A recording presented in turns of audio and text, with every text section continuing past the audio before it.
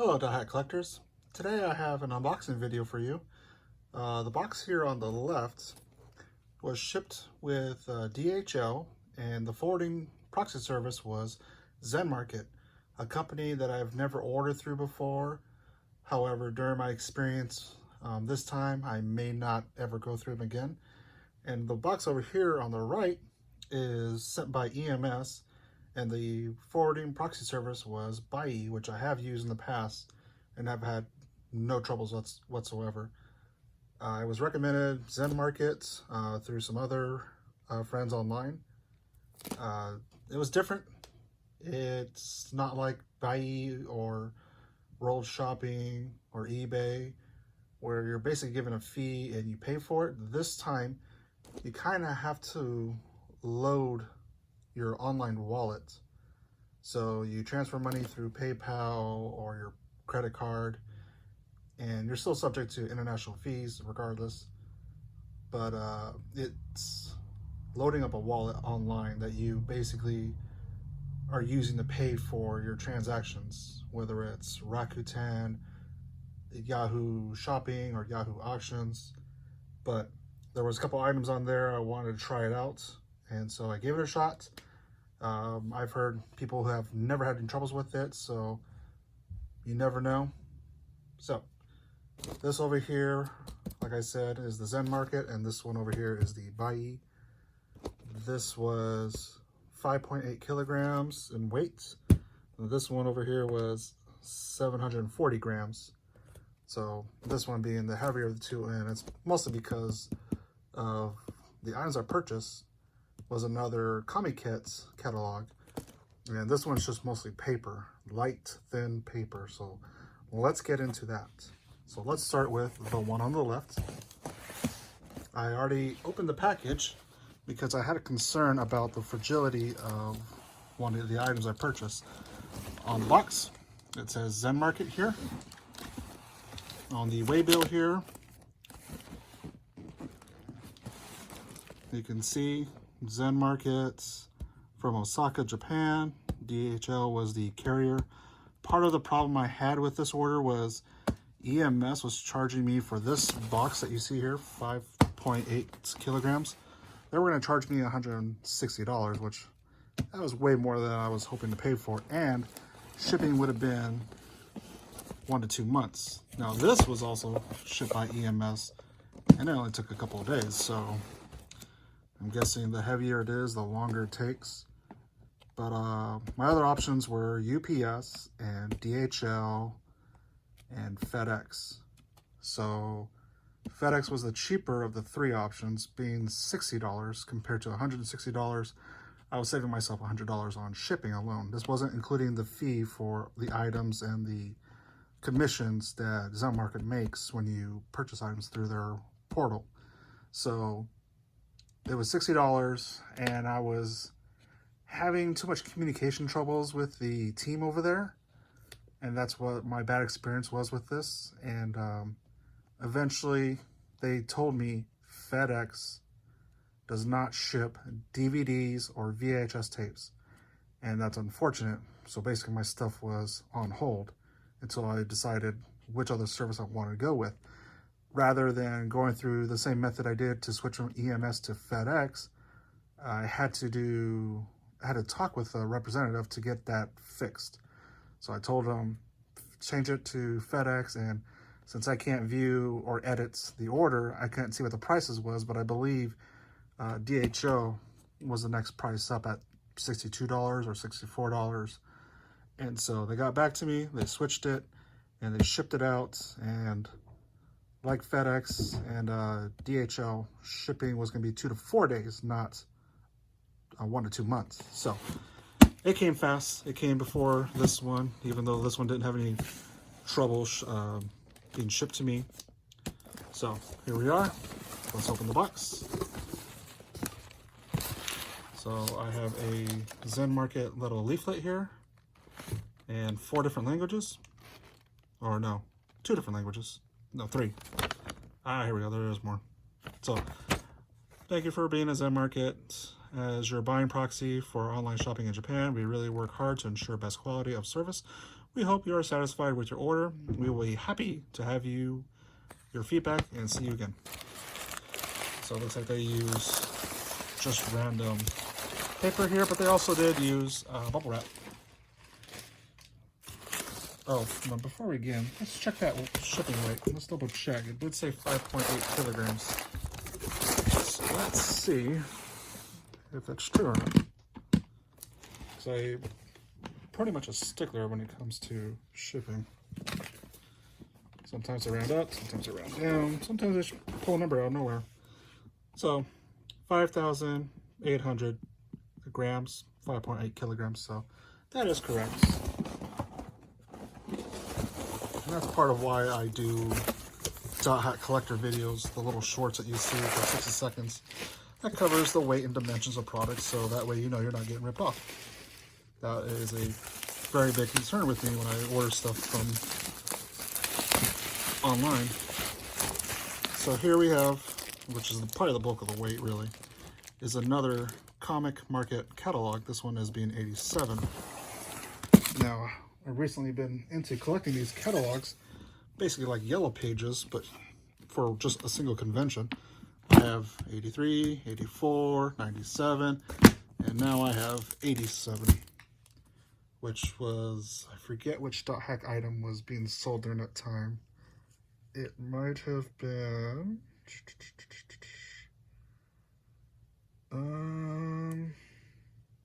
nope, drawing a blank. It might have been, I don't think it's the parka. I think 97 was the parka. This convention here. But anyway, during Comic Market, Dot Hack item merchandise on CCT's website tend to go up hand in hand. So that's why I like collecting these, because occasionally, like this one right here, there was some Dot Hack artwork being shown off. And also CC2 had a little ad mentioning going to their website for some Dot Hack merchandise. So right here we have some Dot Hack characters on these two strips, or 3 strips actually, right here on page 243 of catalog number 83. Be mindful if you do like to collect these catalogs. There are 2 types. These are the paper catalogs, but there's also a DVD catalog, which gives you a smaller book, but it's mostly on DVD. So these main catalogs went hand in hand for the same event as a full 1,000 to 2,000 page catalog, and also a DVD version as well. And the catalog for the DVD versions is completely different in appearance, so you're not going to find this that just says DVD. You're going to have a whole different artwork that says DVD. So that's pretty cool. I don't know what's in here. I don't know if there's an online database where someone just scanned all the pages of these things. But I'm pretty glad and happy to have these. It's been a new obsession of mine to collect them. They do not make it easy to get out of this package. Alright, so out of the package. The picture online did mention there was some wear and tear going on the front cover here, as you can see. But that's alright. I got the spine picture, or the number, and Kami down here at the bottom. So eventually I'll go through all this and see if there's any Dot Hack images. Although what the chances are, if I just turn to the page and there it was, that would be pretty awesome. Unfortunately, not the case. So we will look into that another day. So what else is in here? Next up, this is an iPhone 6, 6S, 7, and iPhone 8 phone case. Oh, actually, that was right there too.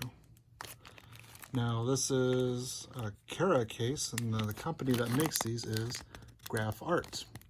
So they have this pretty cool little style here. Looks like they got a sale back here. So let's open this up.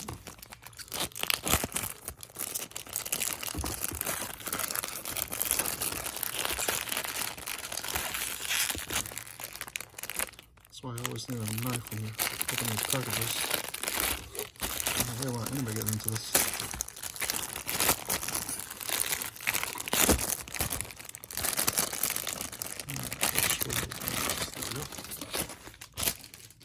Alright. So there's a sticker. Oh, there's a magnet.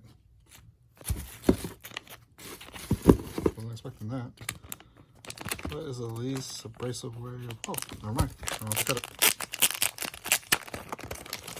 Ah. So let's see what we got here. So this, you can stick your iPhone 6 through 8 right in here. Got a little spot here for some ID cards, some credit cards. Looks like there's a little slot here to put some cash.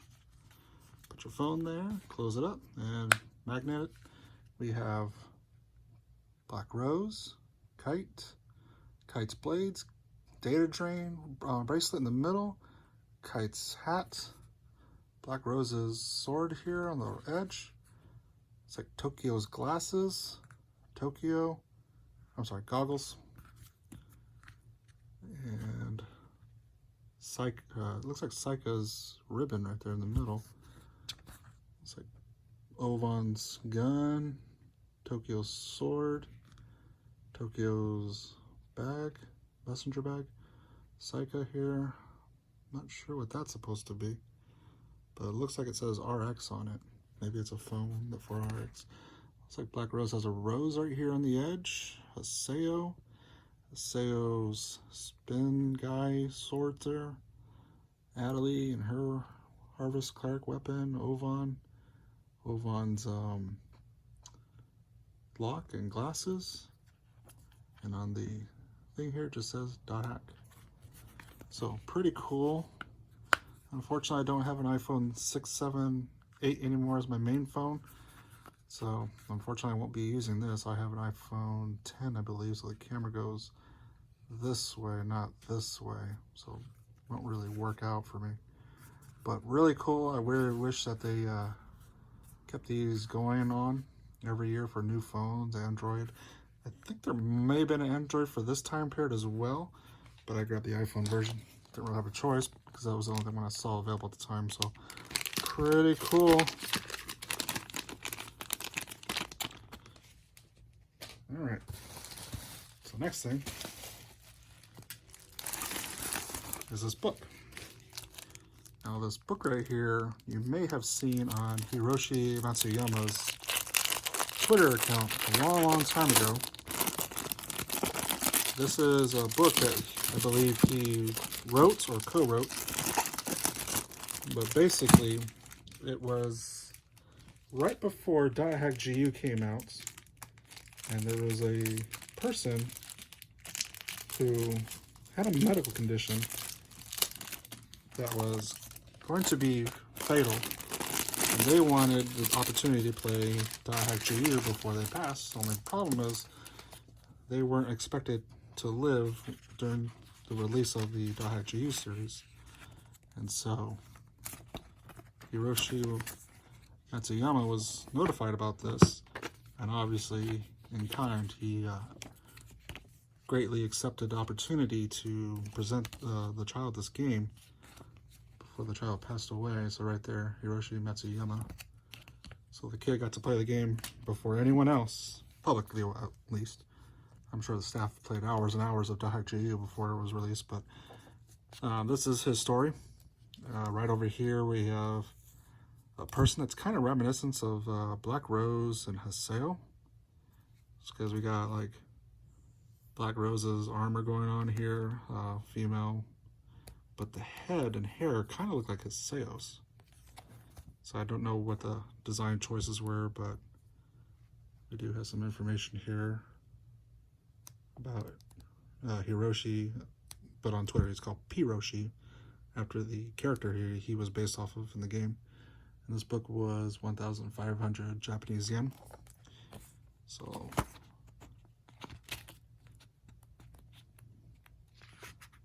a little bit of advertisements here, some pictures, probably the staff at the time, 2006. let's see, they go into other things such as DotHack Versus, DotHack Beyond the World, the movie, DotHack New World, DotHack GU. So I have not had a chance to read this. I don't read Japanese. Hopefully somebody out there did a translation of this book. That would be pretty interesting to read. This book is fairly easy, and I believe at the moment this book is still available on CC2 Store International. I believe I got this one off of Yahoo Shopping for 300 Japanese yen, or just under $3 in American. And there's something back here. Oh, this page.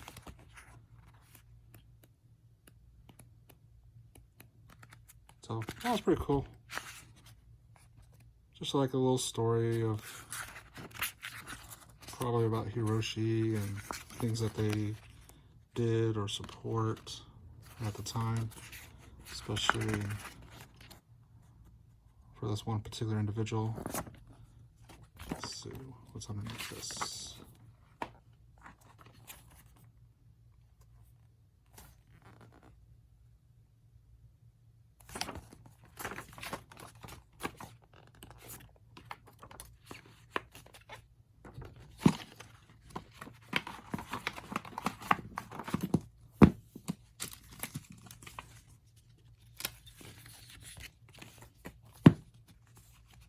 Alrighty, let's see what else we got here.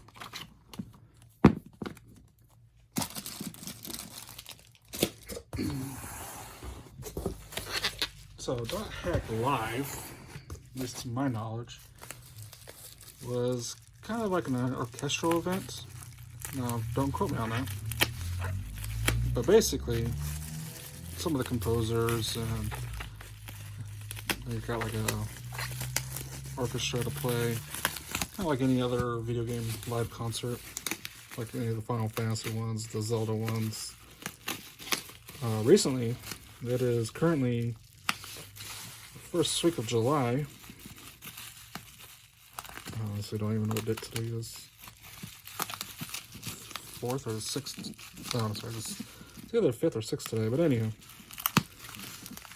Sonic, for the 30th anniversary, did have an orchestra. And they posted it to YouTube that you can go watch. It's pretty interesting.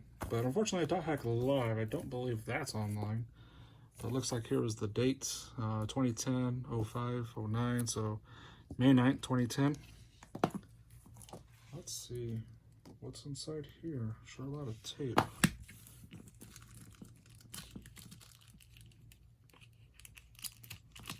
Really don't want to cut this. Oh boy, I'll just cut it.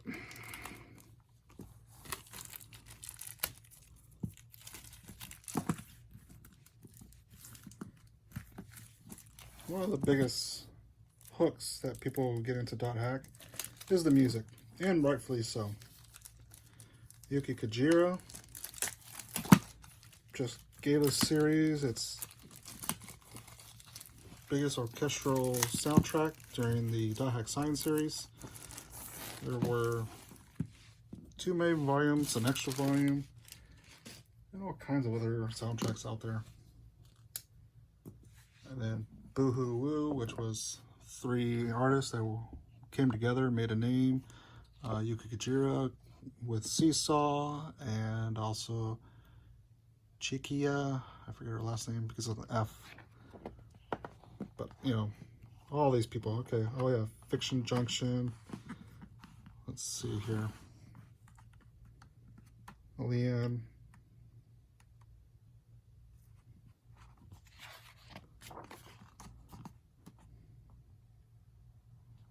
Oh, there's a little timeline right here of DotHack from 2002 to 2010. So that's going to be the release order of these projects, not the canonical timeline. So let's get a little closer look at that. Starting with Radio B. This is right before DotHack Sign came out. Basically, that was almost like a podcast going over what was going to be coming up soon. So DotHack Sign came out, and then followed by another DotHack Radio event. And then the games, Volume 1, Volume 2, Volume 3, AI Busters, Zero, Integration, Another Birth, Fragment. And so right up to there, 2005 in terms of release, that was the end of .hack that we knew at the time. And then all of a sudden, from nowhere, then we came the GU era. So we got Roots, .hack GU Radio, another radio event, the video games, the mangas, the light novels, and then after 2007, starting in 2008 and 9, we started season 3 of .hack, which was .hack Link. So there's a short little timeline there. I have a bigger one on our Discord, on our site, .hack.org.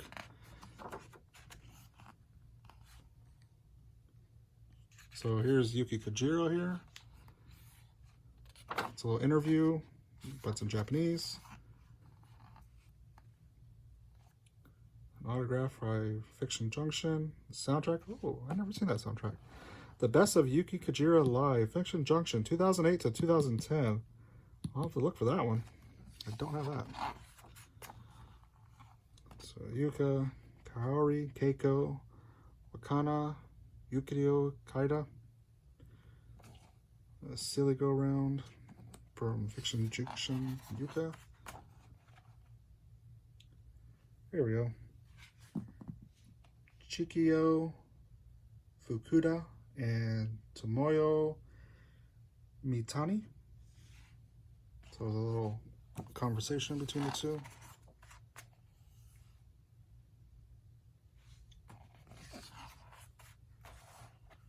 So here's the soundtracks of the .hack series. This is pretty interesting, because they list .hack the video games first, and then Sign. And what you can see right there, the video game soundtrack came after Sign. That's pretty weird why they would start with that one. But yeah, here we have the two main soundtracks, .hack Sign Soundtrack 1, Soundtrack 2, the single from Seesaw, the opening ending, the extra, which had some pretty awesome tracks on there, some remixes and whatnot. Then we have the single for .hack Lamity, the opening ending by Seesaw, the Volume 3 opening ending by Seesaw. This is the main soundtrack for Lamity. Then we have the main soundtrack for Legend of the Twilight, the single soundtrack for the opening New World, and this soundtrack, which I have, but I have not actually listened to, but it's a character, song, and story. And to be honest, the whole founding of .hack Collector was that soundtrack right there. Back in, I believe, when I started .hack Network, I also started at .hack Collector at the same time, but I never got it off the ground. But because I found the soundtrack in an anime store, but there was 2 copies, and they were very different from each other when I held them side by side. And I'm like, okay, one of these must be real, and the other must be a bootleg. But which is which? I didn't know. And so I'm like looking online, like .hack Wiki and a few other resources at the time in 2012, and I could not find any answers for the life of me, let alone information about this soundtrack to begin with, like CD Japan and some other resources at the time. But so I said, you know what?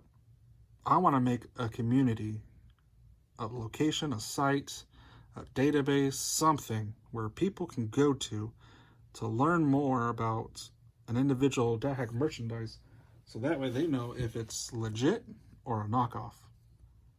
And so thus began my idea to start .hack Collection or Collector back in 2012, and it really didn't start off very well because of real life issues with health, debt, starting a family, owning a house for the first time. So after 2012, I had the intentions, but it never got started until this year, when a lot of .hack fan sites and a lot of hope for anything for the future of .hack seems pretty diminishing at the moment. And so I built .hack Collector, and I built up .hack Network to be the last bastion, or a place people can go to talk about .hack, and .hack Collector as a resource for people who are collecting this stuff to have a sense of what's out there, what's real, and how much did it originally cost, so they should know if they're paying too much, if they got a good deal or what. So anywho, moving on. We have another opening, ending soundtracks here. The ending, the opening from Silly Go Round and Ollie Project here. Fiction Junction, I mean.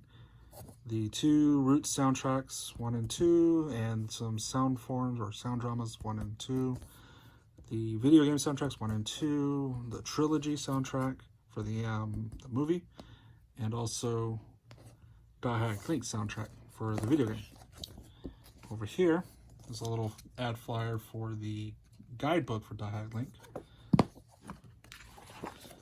And here is probably one of the coolest illustrations in a long time, where it's got Kite here with Flugo on the saxophone here and the guitar. Black Rose right there on the drums. Haseo on a megaphone. Poor Tsukasa here, just with the triangle. And Tokyo down here at the very bottom, looks like on probably a bass. I can only see the corner tip of it right there. So pretty cool. There is a clear file for this, and if you don't know what a clear file is, once I open this package here, you'll see one, so you know what a clear file is, but there's just a clear file of just this image alone. I don't believe this text is on here on the clear file, so it's just the image. So if you want a very good copy of this, I would probably recommend getting the clear file. Also, Saka's up here. I just didn't realize it till now. So this is the center of the Dot Hack Live book. So we have some more interviews and other information. Masumi Asano and Takahiro Sakurai.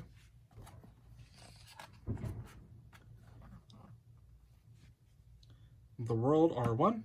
So this is probably the first time I've ever seen them referred to as R1. Obviously during the time they didn't think about R2 and RX or Force era, but back then in the original time it was just called The World. But this is pretty interesting that they actually now refer to it as The World R1 to go in the same style as R2 and RX. So here we have R2 is the first time they did the R for revision, the semicolon, and the version. Obviously what had took place is everything during this event, the game servers and the universe caught on fire, so everything was white. So they built it up for them, tried to rebuild it from old data, but eventually they just threw in some new data on top of it and became the World R2. And eventually, if you played Dot Hack GU Last Recode, the original Dot Hack GU games didn't end with the World R2 shutting down. It just ended a couple years right before that took place. So if you have not played Dot Hack GU Last Recode, get it while it's on sale. It always drops down to $8, so it's a pretty good opportunity to buy it for $8 for 4 games technically, and then see the end of R2 as we know it, which gave birth to the World. Oh, I thought there could be an RX, but at least we know what came after that. So we have some letters here about Dot Hack Live. Message from the character voice. Oh, here's RX. Perfect. So RX, I believe this is the canonical timeline here, 2019 to 2021. The events that took place. Here are the characters of Dot Hack Link, if you haven't played it.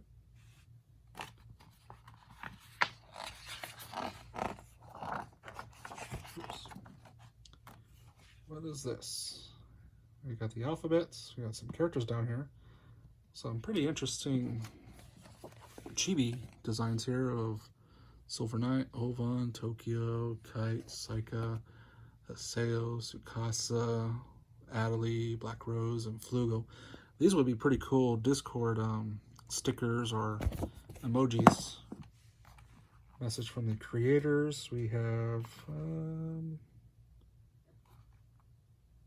I can't make out who these names are, so my apologies. If you can tell who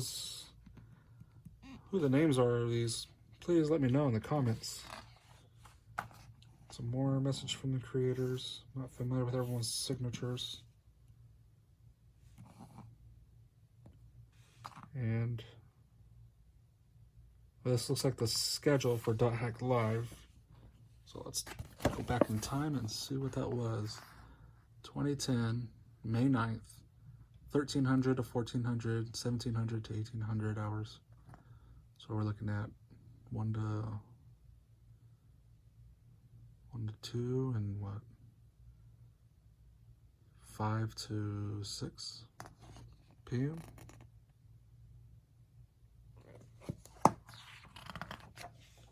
It's almost a little intermission in between. And on the back, looks like they're advertising .hack Quantum, which takes place after .hack Link, and this little illustration, which we saw once. I think this is in another book. I forget which one. But there we have .hack Live. So that's pretty cool. I've never actually seen this before in person. I've always seen it online, and I've got a couple items that in the past I've been looking for years. I'm hoping to get a hold of. Now some of you might be thinking, like, you know, oh, maybe he's talking about the hard book manga for .hack Legend of Twilight, because everyone has always had the paperback, but I do have a hardback. But no, I wasn't looking for that. I just happened to run into it at a thrift store.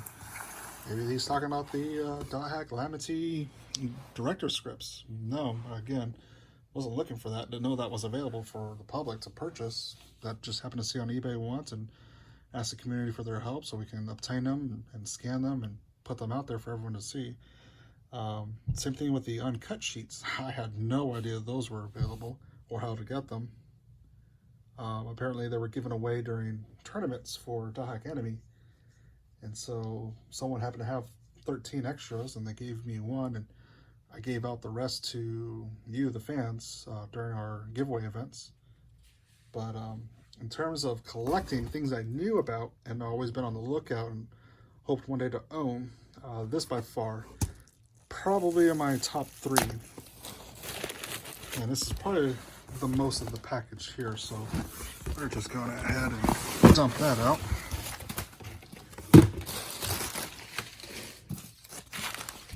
So there have been 3 items I've always hoped to collect, or several items I always hoped to collect. Obviously, .hack Live was one of them.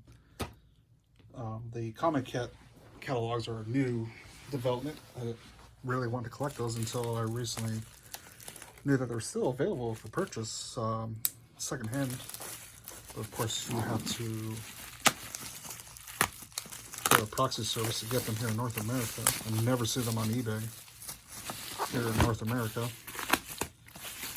And for those who don't know, I actually live in the state of Washington, United States. So as you can see here, that's where all these are being shipped to.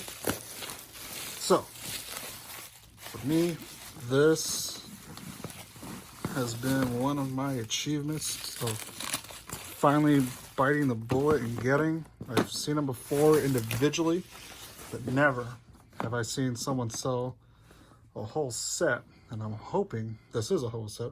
I'm not sure, because there's little to no information about them. But anywho, if you ever wanted to collect the home media for, let's say, .hack Sign, your options were the DVDs. So here we have the Platinum Series .hack Sign. This is the North American release on DVD with English and Japanese audio, English subtitles by Bandai Entertainment, back when they used to make DVDs still. Obviously, they're not around anymore. They sold all their assets off to currently Funimation. So Funimation, they've gone around and reproduced the DVDs. They've never, by far, put them out on, let's say, Blu-ray, for example. The only way you can watch .hack Sign on Blu-ray, this is the .hack Link limited edition, special edition, whatever you want to call it, case here, and included was this .hack Rebirth disc and historic disc. So you open this Blu-ray disc up right here. This disc on the left is a DVD. This is the historic disc. The standard version of .hack Link comes with this disc. It's basically similar to, like, I believe the terminal disc for GU.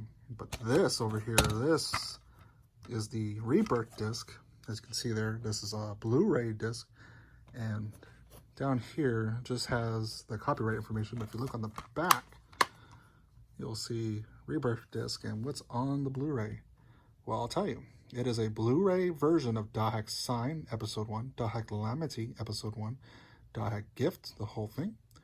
I don't know what that is. I imagine it's Legend of the Twilight, Episode 1, Dahac Roots, Episode 1, GU Returner, the whole thing, and Dahac Link Radio 2. And I didn't know there's a radio for Link. I knew about the 2 for Sign and the 1 for GU, but I didn't know there was a radio for Link. But here we are.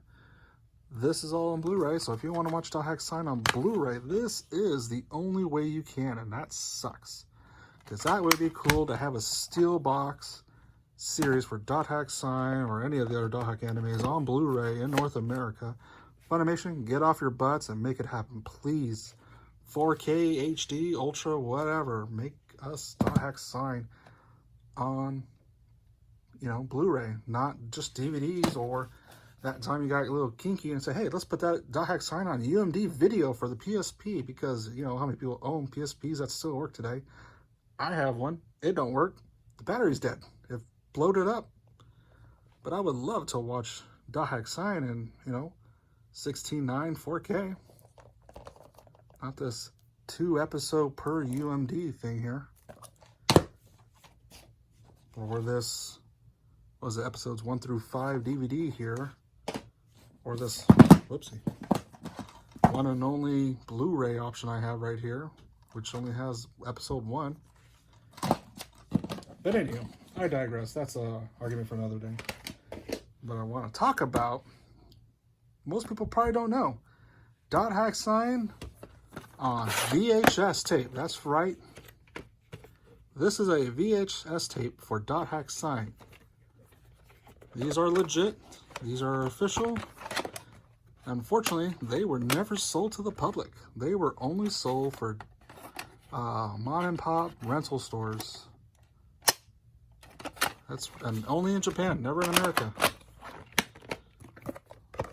So if you really want to go old school, because Dahac came out in 2002, and VHS sales were still commonplace.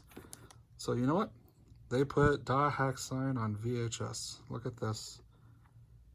For rental only. This is why most people never heard of these, is because there was never a home VHS media release, either in Japan or North America or any other country. Well, I can't say any other country. There could have been some bootlegs. But if you wanted Dahac Sign on VHS, you had to be a video store rental company, or, a mom and pop shop, Blockbuster, whoever in Japan, and you had to pay 7,800 Japanese yen. In North American money, that's between $70 and $78 right there for one VHS tape to purchase, and so you can put on display on your shelf for people to come by, like, hey, I want to go rent this movie for a night, and then come back and return it.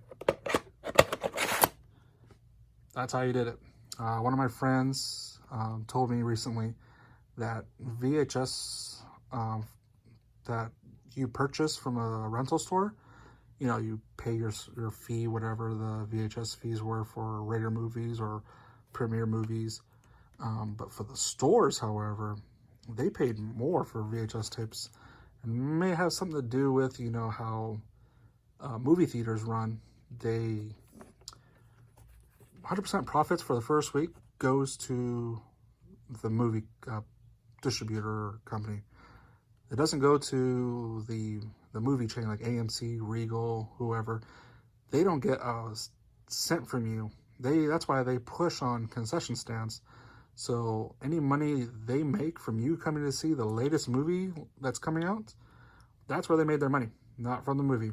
It wasn't until week 2 that, the percentage starts going down. So the first week it's 100% for the company. The second week, 90% goes to the company who made the movie.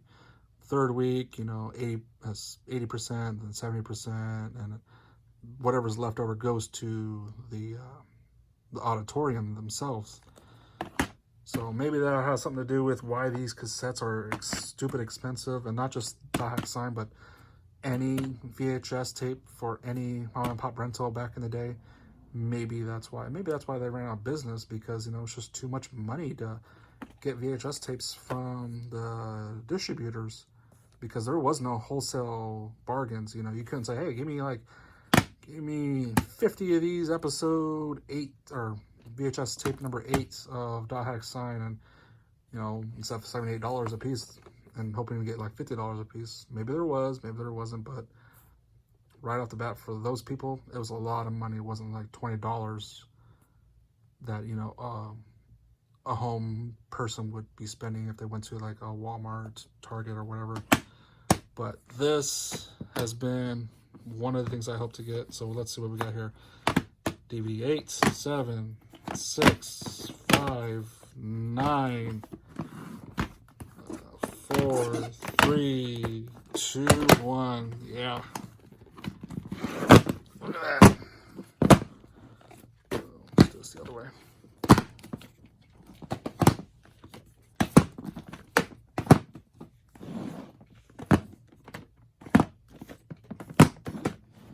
So there you have it. VHS tapes 1 through 9 here for Dot Hack Sign only. I don't believe Legend of the Twilight or Dot Hack Roots ever got a VHS option for movie chains. It's like Emotion was a distributor for these tapes. VHS color 50 minutes stereo Hi-5. Oh crap, looks like the price went up. It started out as 6,800 Japanese yen, and then after that it was immediately 7,800 Japanese yen, so $10 more. That sucks. But anywho, I've always seen them with these little tabs right here on top. I'm like, what are these tabs online? You know, I see pictures, they just show it like this, but I never knew what these tabs are, and I never rented a movie in Japan before. But apparently, from what I'm told, is this was on the shelf. If you wanted to rent this tape, you just pop that out, take that to the thing, take it home, and this would stay on the shelf, and when you come and return it, and they would just stick it back in. Now this right here looks like it does open, and it does, but it's super tough to take apart. So if I wanted to open this, the easiest way I found was start up here to open it. So most home VHS tapes, you know, you'd open it like a book and pop out your bare cassette. It wouldn't be in this little protective case. Pretty much be like just like this, you know, you'd have your cover right here, the back cover, and your spine. Sometimes they just pull out right here, or sometimes they just pull out right here in North America. But the hard shell ones are usually open up like this, and there'd be your tape, and then put that back on the shelf. But apparently in Japan they had this little sliding mechanism here. The reason why I wanted to know that is because I noticed there's a sticker right here from the rental place. I'm like, how the heck do I take that out? Because it's not on the outside, it's on the damn paper. I was like, dang it. Now I'm going to have to take a heat gun or something to this to get this off. Also right here too. Or I might just leave them on. I don't know. But it looks like volume 1 is stuck on the actual film.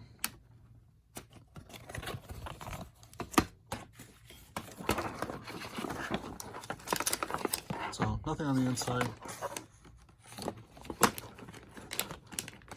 But scratch that off my bucket list for Dot Hack merch I've always hoped to find and hold in my hand for once. Not so much to own it, but just so much I just wanted to see what it feels like, you know? You got Dot Hack Sign, VHS 1, color 50 minute, stereo Hi-5. Now this right here, this BER 305, this is a Bandai Visual website catalog number. If you can go to their website, you can type, if you know the address, you should be able to type on that model number there, and you can get more information about this type of product on the old Bandai Visual website. Not so much the new one. You will have to use the Wayback Machine to pull it up if it was archived. And here's another thing I hate. There are 2 stickers on here. This big one right here, and then this little thin one underneath going all the way across. I can feel it right here bleeding through. So I won't be able to see what that is, because I guarantee you if I definitely, you can't take this off with your finger, and if I were to use alcohol, I might damage the one in the back. A heat gun might do it, but we're talking this sticker and this sticker, so really, it's pushing. And there's a hollow foil right here too, so damn. Sucks. But this is cool. A VHS tape. Made in Japan.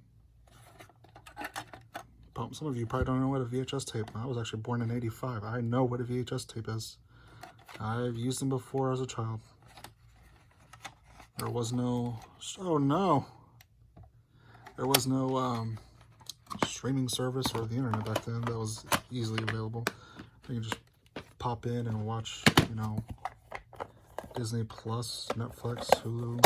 My kids are lucky. They don't know what it was like to put this in a VHS tape and hope the tape didn't get eaten, or turn the knobs to find the right tracking